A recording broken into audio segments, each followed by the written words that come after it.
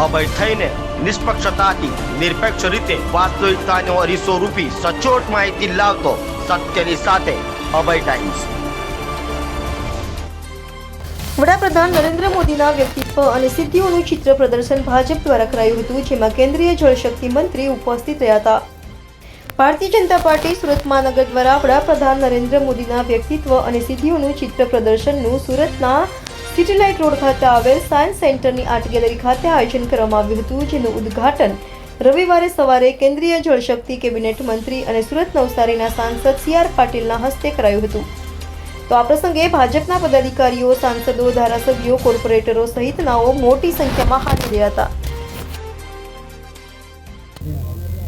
વિશ્વ પુરુષ આદરણીય વડાપ્રધાન શ્રી નરેન્દ્રભાઈ મોદી સાહેબના જન્મદિવસ નિમિત્તે રાષ્ટ્રીય ભારતીય જનતા પાર્ટી દ્વારા સેવાકીય પખવાડિયું ઉજવવાનો નિર્ણય કરવામાં આવ્યો હતો। તેના ભાગરૂપ જે વિવિધ કાર્યક્રમો નક્કી કરવામાં આવ્યા હતા, તેમાંનો એક કાર્યક્રમ નરેન્દ્રભાઈ મોદી સાહેબની